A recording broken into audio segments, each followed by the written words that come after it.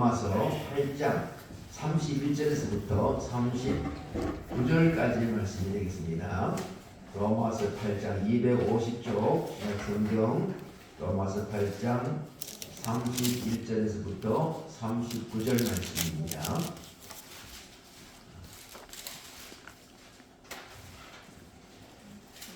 로마서 8장 31절부터입니다. 제가 먼저 한 절 읽고 또 교독을 하겠습니다. 그런즉 이 일에 대하여 우리가 무슨 말하리요? 만일 하나님이 우리를 위하시면 누가 우리를 대적하리요? 자기의 아들을 아지 아니하시고 우리 모든 사람을 위하여 내주시니까 어찌 그 아들과 함께 모든 것을 우리에게 주시지 않으셨느냐? 누가 능히 하나님께서 택하신 자들을 고발하리요? 의롭다 하신 이는 하나님이시니 누가 존재하여 죽으실 뿐 아니라 다시 살아나신 이는 그리스도 예수시니 그는 하나님 우편에 계신 자요 우리를 위하여 목자시는 자신이라. 누가 우리를 그리스도의 사랑에서 끊으리요?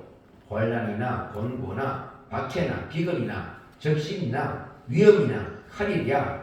기록된 바 우리가 그는 주를 위하여 죽임을 당하게 하며 도살당한 양같이 여김을 받음에다 한것 같으니라.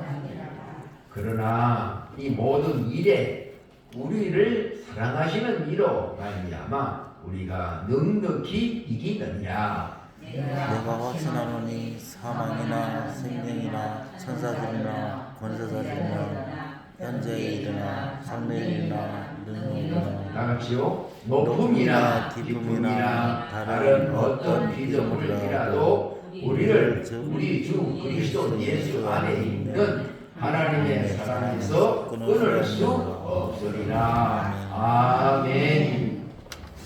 로마서 8장을 로마서는 전체 성경에 있어서 교리를 설명하고 있는 핵심 그 장이라고 말씀을 드릴 수 있다면 로마서 8장은 로마서 중에서도 가장 중앙에 있으면서도 핵심이고 금자탑과 같은 그런 말씀이 되겠습니다.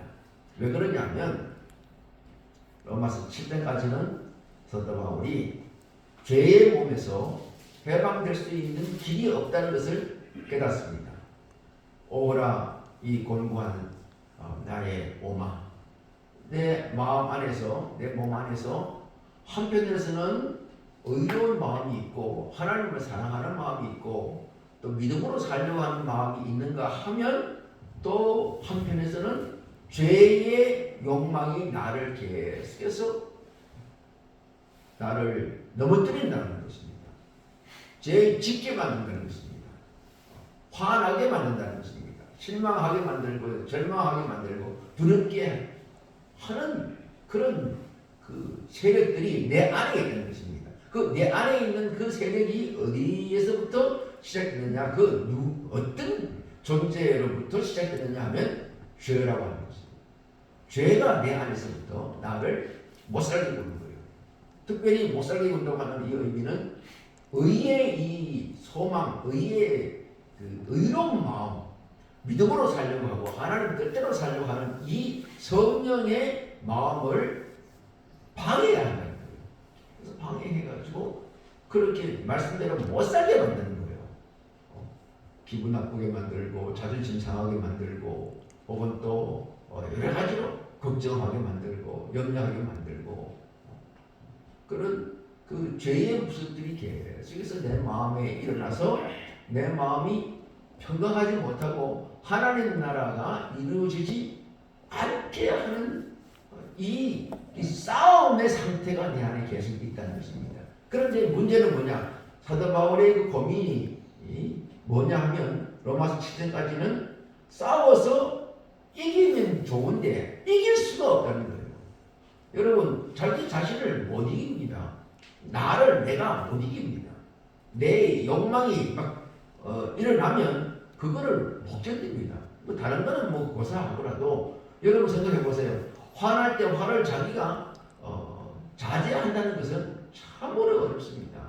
어쩌다 그럴 수도 있어요. 그런데 열나면 막 팔 걷어 붙이고 막 한바탕 하고 화가 한바탕 지나가야지 그 다음에 좀 정신 차리고 아이고 내가 잘못했구나 이렇게 생각하지. 그 화날 때는 그때는 무슨 말 하는지도 모르는 거예요. 이제 그런 면에서 죄를 이길 수 있는 길이 없는 것입니다. 그런데 로마서 8장에서 들어와서는 이제는 하나님의 새로운 성령의 법을 깨닫게 되었고 그 성령의 법을 알게 됨으로 말미암아 그 성령의 법에 의해서 넉넉히 이기게 되는 완전히 이기게 되는 성령의 인도하심을 받아가지고 성령의 능력으로 말미암아 이길 수밖에 없는 그 법이 있다는 것을 깨닫게 되는 것입니다. 그게 바로 성령이 인도하시는 바 되어서 성령의 도우심을 받아가지고 하나님께서 은혜를 주시고 하나님께서 역사하신다는 것을 믿음으로, 그 믿음도 내 믿음이 아니라 나는 조금 믿지만 나머지는 퍼센테이지를 말하면 이렇게 말할 수 있을지 모르겠습니다. 1% 내가 믿으면 99%는 성령께서 다 하시는 거예요. 내가 99% 하고 성령께서 1% 하시는 게 아니고 나는 어떻게 하느냐 한마디만 하면 되는데요. 하나님 아버지 내 힘으로 이것을 이길 수가 없습니다. 내 힘으로 이것을 해결할 수가 없습니다. 하나님 나는 죄인입니다. 이 죄의 모습을 감추고 주옵시고 주께서 역사하여 주옵소서. 성령께서 역사하여 주시옵소서. 성령께서 이 문제를 해결하여 주시옵소서 하고 성령께 하나님께 주님께 맡기면 성령께서 맡으셔가지고 해결해 주시는 사실입니다. 그게 법이에요. 그게 법. 다른 법이 아니고 그게 법이에요. 내가 해결하려 그러면 성령께서 하나님께서 주께서 알아서 해봐라. 잘해봐라. 그러고 놔두는 거예요. 놔두면 하다가 결국은 안 되게 돼 있어요. 할 수가 없습니다. 자기 노력으로 되는 것도 있어요. 되는 것도 있지만 그게 온전하게 되지는 않습니다. 이렇게 생각하면 또 어떤 분들은 그럼 자기 노력 안 하고도 어떻게 하느냐. 그래 가만히 있으면 그러면 밥 나라 떡 나라 그러고 가만히 있으면 떡이 나오냐 밥이 나오냐 그렇게 생각할 수 있는데 그건 오해하는 말씀이고 어떤 의미냐면 내가 노력을 해도 그 노력을 한 번 하는 것을 끝나지 않고 그것을 꾸준히 성장할 때까지 이루어질 때까지 꾸준히 노력할 수 있는 힘은 성령께서 안 주시면 자기 힘으로는 안 된다는 거예요. 옛말에 있지 않습니까? 연초에 항상 뭐 하지요?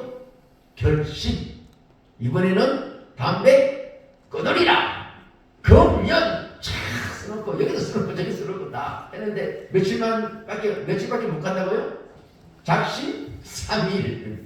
그래가지고 또 안 되고 그래가지고 이거 어떻게 할 수가 없는 거예요. 그런 의미라는 거예요. 그런 의미.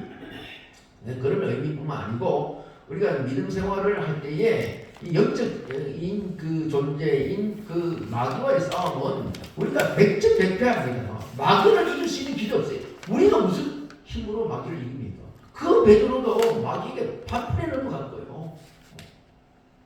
가룟유다 같은 사람은 아예 그냥 완전히 망했고 이길 수 있는 길이 없습니다.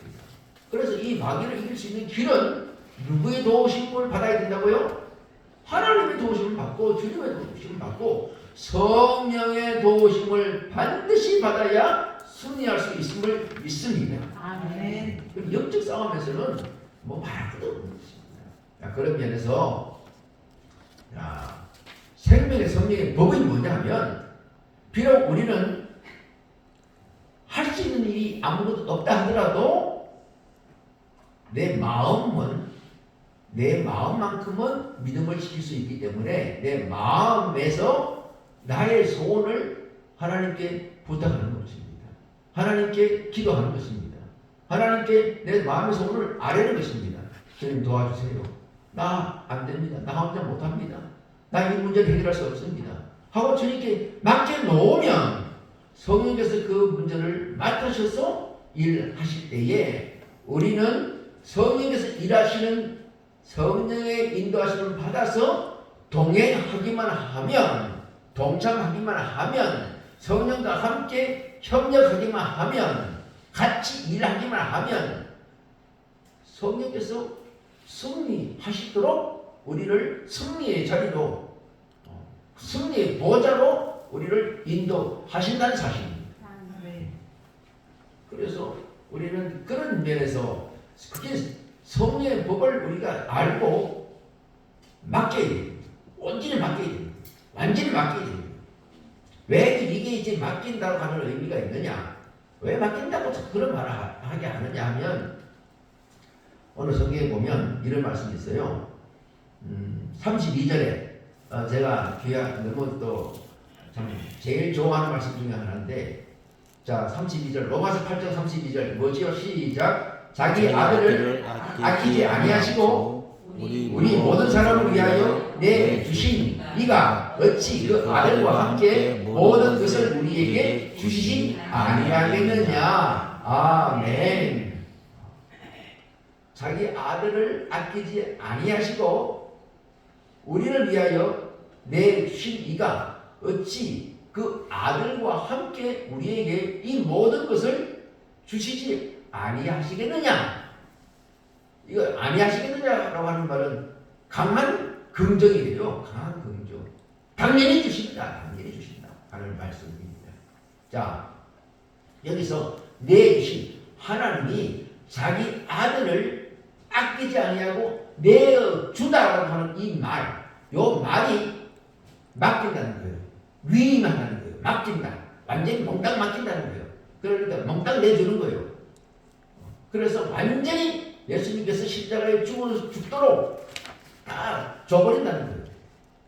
그러니 다 줘버렸기 때문에 예수님께서 우리의 모든 죄를 지시고 몽땅 지시고 죽으심으로 우리의 모든 인류가 하나님을 믿고 예수 그리스도를 나의 구주로 믿는 모든 사람은 바로 그 예수 그리스도께서 부활하실 때에 우리도 부활의 몸이 된 줄 믿습니다. 아멘. 비록 우리는 여기서 부활은 아니에요.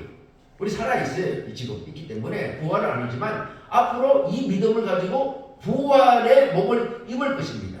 그리고 부활의 몸을 우리가 죽어서 나중에 예수님께서 심판하시고 모든 사람들이 다 부활하고 할 때에 그때 부활의 몸을 입는 것뿐만 아니고 오늘 우리는 부활 신앙으로 살아가는 부활의 역사 안에서 부활의 능력을 경험하면서 살게 된다는 사실입니다. 부활이라는 게 뭐냐? 우리 지금 지난주에도 말씀드리고 어제 조일에서 말씀을 드렸습니다만 부활 신앙은 지난 주일 말씀드린 내용은 예수님께서 무덤 속에 뉘어섰다. 그렇게 마태복음 말씀하고 있습니다. 뉘어섰다. 그 뉘어섰다는 말은 어디에서 사용되는 말이라고요? 예수님께서 아기 때 강보에 쌓여서 구유에 뉘었다 하는 말하고 똑같은 거예요. 죽은 그 무덤 속에 놓여있는 예수님을 보고 그 예수님의 그 놓였던 모습을 그렇게 뉘었다. 아기 강보에 쌓여가지고 뉘었다 하는 말을 썼으니 그 의도가 뭐냐는 거예요. 그러니까 그 의도는 지금 이 무덤 속에서 여인들아 이 무덤 속에서 죽은 예수를 찾지 말고 아기 예수 그리스도 강보에 쌓여있는 아기 예수 살아있는 예수를 이 목자들이 찾은 것처럼 증거를 받은 것처럼 천사들이 증명한 것처럼 여기 지금 살아있는 예수를 발견해라고 하는 것을 말씀하고 있습니다. 그럼 부활신앙이라는 게 뭐냐면 죽어서 우리가 이제 나중에 지금 가서 이제 부활한다. 그거는 지식 정도예요. 그거는 믿을 것 없어요. 이미 다 끝난 거예요. 당연히 그렇게 되는 거예요. 지금 그거는 우리에게 그렇게 중요한 게 아니야. 이 믿음 사람은 다 이건 다 끝난 거예요. 그 문제. 그 문제는 더 이상 얘기할 게 없어요. 부활신앙이라는 뭐냐면 이제는 죽은 예수를 찾는 게 아니고 살아있는 예수를 찾는 것이 그게 바로 부활신앙이라는 겁니다.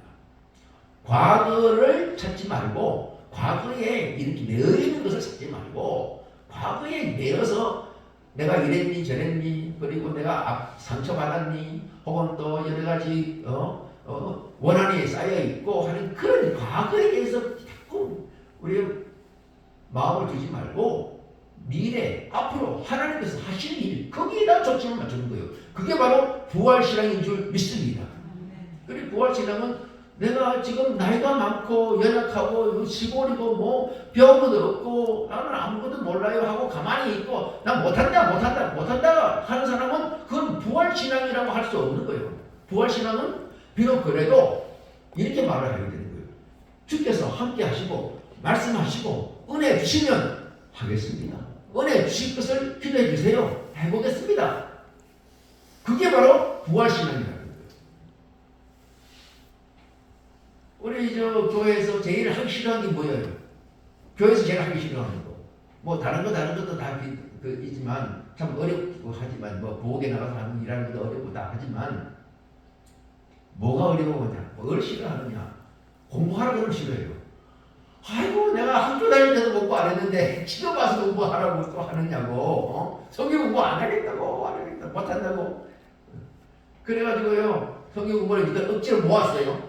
어떤 목사님이 억지로 모아가지고 이제 성경 공부를 하는 거예요. 성경 공부하면 성경 공부의 특징이 뭐냐면 뭘 가르치는 게 그것도 있지만 성경 공부를 하는 가장 큰 목적은 이런 말씀에 어떻게 생각하십니까? 질문을 하면 저는 이 말씀에 대해서 이런 생각이 듭니다 하고 자기 생각을 이야기하면 되는 거예요. 그게 성경 공부야. 설교는 뭘 못해요? 일방적으로 저희 종이 선포를 하지만 여러분이 한마디도 못하는 거예요. 하면 좀 이따 하시죠. 나중에 우리 질문하세요. 그렇지 말하라고 못하는 거예요. 왜? 설교니까. 이때는 요 시간밖에는 없으니까. 그런데 성경 공부는 주고받고 하는 거예요. 그러니까 그 장로님 이거 무슨 생각? 이것은 무슨 뜻이라고 생각하십니까? 생각을 좀 이야기해 주세요.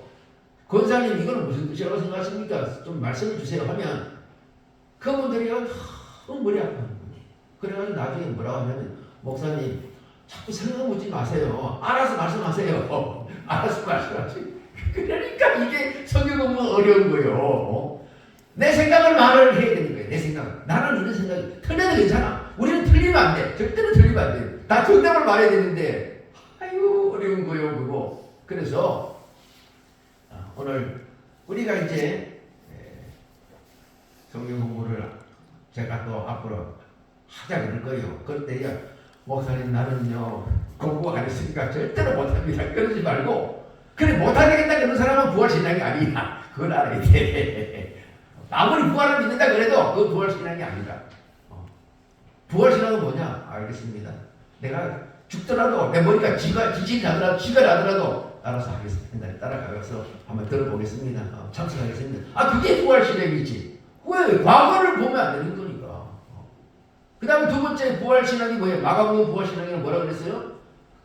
마태복음에서는 니었다라고 하는 말씀을 썼는데 마가복음에서는 똑같은 내용인데 두었다라고 하는 말씀으로 기록하고 있는 거예요. 두었다. 그 두었다는 말은 아무 평범한 말이에요. 그냥 둔 거예요. 그냥 시신을 그냥 둔 거야. 그 무슨 말씀이라고 그랬어요? 마가복음에서 말하는 부활신앙이란 뭐냐면 하나님께서 죽음에 이르도록 시신이 되도록 예수님을 시신이 되도록 두면 그렇게 두는 거고 또 하나님께서 이제는 일어나라 하시면서 일어나게 하시면 일어나는 거예요. 하나님께서 하시는 대로 이루어지는 거예요. 하나님은 주권이야. 하나님은 주권. 하나님께서 이렇게 주시면 이렇게 행동하고 저렇게 저런 모양으로 주시면 저렇게 행동하고 저렇게 받아들이고 사도 바울은 뭐라고 그랬습니까? 내가 빈한데 처할 줄도 알고 부한데 처할 줄도 알고 비참한데 처할 수도 있고 먹고 힘들고 어렵고 고생스러운 곳에 하나님 두시면 근데 거기서 또 다 그 고난을 받아들이고 안 먹으면 안 먹는 대로 못 먹으면 못 먹는 대로 다 그것을 견뎌내고 또 풍부한데 막 하나님께서 물질을 주셔가지고 은혜를 주셔가지고 풍성하고 교회들이 막 그냥 먹을 것을 싸들고 오면 그 풍성한데도 내가 교만하지 않고 감사함으로 받고 먹으면서 누리고 나누고 그래서 비난데도 처할 줄 알고 부한데도 처할 줄 알아서 예수 그리스도 안에서 내가 자족함을 얻었노라. 자족하기를 배웠노라. 그래서 능력 주시는 자 안에서 내가 모든 것을 할 수 있느니라. 할렐루야. 이게 바로 부활신앙이라고 하는 거예요. 부활신앙이에요. 우리가 오늘 잠시지만 다시 한번 우리가 점검을 해야 됩니다. 아는 그것을 신앙이라고 하면 안 돼요. 믿음은 행함이 없는 믿음은 죽은 것이라고 말씀하시는 것처럼 그 행함이 없는다고 하는 것은 무슨 좋은 열매를 맺거나 혹은 또 무슨 그런 선한 일을 하거나 혹은 좋은 말을 하거나 욕을 하지 않거나 뭐 싸움하지 않거나 그런 결과적인 것만 이야기하는 게 아닙니다. 그건 결과적으로 그렇게 되게 돼 있어요. 내 마음에 주어진 상황 속에서 비난대도 처할 줄 알고 부한지도 처할 줄 알고 모든 일에 자족함을 배워서 감사함이 넘치고 주와 함께 동행하는 믿음의 사람이 바로 하나님의 사람이요 부활신앙이 있는 사람인 줄 믿습니다. 그렇다면 적용을 지난주에 그런 말씀드렸어요. 또 우리 부활신앙에는 뭐냐면 어떤 분은 참새 같은 분이 있고 어떤 분은 백합박 같은 분이 있다고 그랬어요. 우리 성도 중에서는 그런 분, 이런 분 때문에 저런 분도 있어요. 자, 참새는 뭐가 장점이에요? 자유로운 영혼. 날아다니면서 자유롭게 일하고 자유롭게 살고 자유로운 생각을 가지고 있는 분이 있는가 하면 그분은 또 단점이 뭡니까? 자유롭기는 하지만 시끄러워요. 또 촐랑거려. 그래가지고 뭐 방정 맞다 그렇게 할 수도 있어요. 그래 마음에 안 들어요 행동들이. 그럴 수도 있어요. 똑같은 분이 장점도 있고 단점도 있어요. 또 백합박 같은 분도 장점도 있고 단점도 있어요. 백합박 같은 분은 참 아름다워요. 고고하고 향기도 나고 너무 보기 좋아. 그런데 뭐가 단점이에요? 꼼짝 안 하고 가만히 있는 거예요. 너무 또 너네 터졌어. 그래서 아이고 답답해. 그런 분도 있어. 이런 분도 있고 저런 분도 있는 거예요. 우리는 다 적용해야 돼. 적응을 해야 되는데 다 알아들을 수 있어야 돼요. 이런 분은 이런 문제로 살고 저런 분은 저런 문제로 살고 그렇지. 자, 부부끼리 만나면요 다 똑같습니다. 남의 남편은 뭐 그렇게 대단히 잘난 것 같지만 난 저 사람하고 살아봤으면 참 소원이 없겠다. 살아보시라고 잘 되는지 좋은 처자 같은 분이 있는지 세상에 없어요. 내가 지금까지 부부 만나봤죠. 남편 욕 안 하는 부인이 하나도 없더라고. 내가 어제 그저께 지금 은퇴한 목사님 사모님도 만났는데 아이고 우리 남편 내가 못 살아요 그러더라고. 사모님도 다 그런 거예요. 그럼 목사님한테 물어보면 그러면 부인이 좋다 그러겠어요? 말을 안 해서 그렇지. 아이고 정말 나도 힘들어. 다 있어. 왜냐면 그거는 어쩔 수 없어요. 그건 없을 수 없어요. 다 장단점이 있어. 완벽한 사람은 없어요.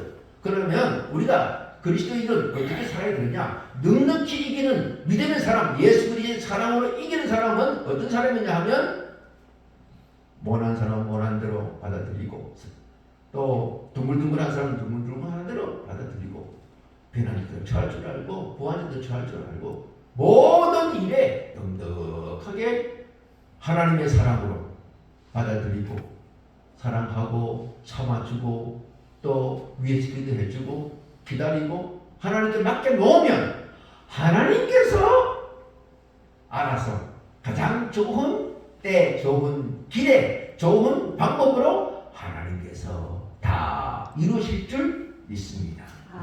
그 하나님께 맡기는 그 여기서 그래서 여기 내주신 이가 한때 내주신 예수님을 몽땅 다 내어주세요. 다 위임해줬어요. 나는 관계 안 하겠다. 하나님의 능력으로 관계를 다 하지요. 그러나 하나님은 나는 관계 안 하겠다. 내가 죽으면 그냥 딱 넘겨주겠다. 왜? 넘겨줘야지만 다 위임해줘야지만 그 예수님이 죽으심으로 말미암아 우리가 살아나는 거예요. 내줘야 돼. 그게 바로 믿음이에요. 하나님의 사랑은 뭐냐? 하나님의 사랑은 하나님의 뜻 안에서 가장 온전하게 자기 아들을 아끼지 아니하시고 내주신 이가 어찌 그 아들과 함께 이 모든 것을 우리에게 주시지 많이 하시겠느냐? 당연히 주신다는 거예요. 누구와 함께? 그 아들과 함께 예수 그리스도와 함께 우리에게 주시는 거예요. 예수 그리스도 없이 주면 그거는 불행이요. 예수 없는 물질 그거는 독약입니다. 독약. 예수 그리스도 없는 건강 그거는 독약. 완전히 극약이야, 극약. 예수 그리스도 없는 미술, 예수 그리스도 없는 음악, 엉망진창이에요, 엉망진창. 그 안에는 죄로 가득 찬 거예요. 반드시 예수 그리스도와 함께 우리에게 주셔야지만 그것이 바로 복이 되는 줄 믿습니다. 부활신앙이라는 게 그런 거예요. 오늘 성경은 그걸 말하는 거예요. 그러므로 우리 결론이 뭐냐면, 그러므로 오늘 우리는 하나님의 그 사랑에서 끊을 수 있는 사람이 없다. 어떤 요소도 높음이나 기쁨이나 혹은 또 저 천사들이나 어떤 세력이라도 세상에 어떤 것도 하나님의 사랑에서 끊을 수 없다라고 말씀하고 있습니다. 그 끊을 수 없다라고 하는 것이 무슨 뜻이냐 하면, 그 끊는다고 하는 말이 소위 분리시킨다는 거예요. 하나님과 우리를 분리시킬 수 있는 어떤 요소도 없다는 거예요. 그러므로 결론적으로 말씀드리면 하나님과 우리가 하나 될 때에 그것이 바로 사랑인 줄 믿습니다. 그 사랑이 곧 승리인 줄 믿습니다. 우리의 이 삶에 있어서는 여러 가지 인생에 고난이 많이 있습니다. 없을 수가 없어요. 연세가 들면 아프게 되어 있습니다. 안 아프다는 것은 있을 수 없는 거예요. 혹시 그렇게 보일 수는 있어요. 아이고 나는 안 아프다. 그럴 수도 있지만 그 외에 그 사람은 말을 안 해서 그렇지 다른 쪽에서도 아픈 요소가 반드시 있게 돼 있어요. 안 아플 수가 없어요. 인생 자체가 고난이야. 죄 때문에 죄가 고난인데 뭐 죄가 고난의 원인인데 죄 없는 사람이 어디 있어요? 고생 안 하는 사람이 없고 화난 없는 사람이 없습니다. 아픔 없는 사람이 없습니다. 다 있습니다. 그럼에도 불구하고 중요한 것은 그런 것이 문제가 아니라 예수 그리스도와 우리가 하나 되는 것, 이게 바로 천국이요, 이것이 바로 믿음이요, 이것이 바로 사랑이요, 이것이 바로 소망인 줄 믿습니다. 주님과 하나 되면 문제 없어요. 저기 성지순례 갔을 때예요. 옛날에 제가 이제 우리 성도들을 모시고 또 같이 이제 성지순례 갔을 때에 이제 꼭 차에서 내리면 두 분이 꼭 다니십시오. 그래가지고 이 두 분이 안 다니면 혼자 떨어지면 찾아볼 수도 없을 수도 있으니까 꼭 두 분 다니십시오. 그렇게 강조를 하고 그래야지 몇 시까지 오십시오. 그러면 와야 되거든요. 그런데 그 중에는 꼭 안 오신 분이 있어요. 꼭 늦어요. 꼭 늦었는데 그래 마지막 저녁에 보니까 다 오셨는데 두 분이 안 오시다는 거예요. 그럼 누가 안 오셨습니까? 하고 찾아봤더니 그 두 분이 누구냐면 부부야. 부부가 안 온 거예요. 그래서 시간 됐으면 갑시다. 성도님 깜짝 놀랐어요. 아니 목사님 부부 사람 보고 안 오면 어떡합니까? 걱정하지 마세요. 부부는 안 와도 떨어지는 제 아들이 다 찾아옵니다. 부부가요, 뭐, 지 알아서 오는 거지, 뭐, 혼자 떨어져 있으니까 문제지. 부부 있는데 뭐가 문제예요? 안 오면, 자기들 알아서 비행기 타고 오겠지, 뭐, 아니면 공항으로 오든지. 걱정할 게 하나도 없는 거예요.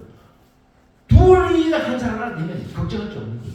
하나님과 우리가, 주님과 우리가 하나가 되기만 하면 걱정할 게 없어요. 그래서 예수님께서 이런 말씀 하셨어요. 나누지 못할지니라 하실 때에, 나눈다고 하는 것은 이혼이라는 말이에요. 이혼이라는 말, 똑같은 말이에요. 그래서, 하나님께서 남녀를 지으셨는데 그 남녀를 하나 되게 하셨다. 사람이 분리하지 못할지니라 하신 말씀, 그 말씀이에요. 하나가 되기만 하면 다 할 수 있어요. 다 할 수 있어요.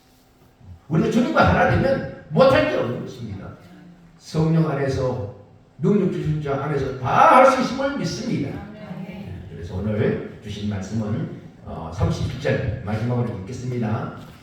다 같이요. 그러나 이 모든 일에 우리를 사랑하시는 이로 말미암아 우리가 넉넉히 이기느니라. 아멘. 정복한다는 거예요. 넉넉히. 완전히 넘어서가지고 우리 식으로 말하면 이런 표현이에요. 꽉꽉 눌러가지고 채워가지고 덕을 더 줘가지고 넘치도록 한다. 넘치도록 이기게 해주시는 거예요. 넘치도록 승리하게 해주시는 거예요. 넘치도록 은혜를 주신다는 것을 말씀하고 있습니다.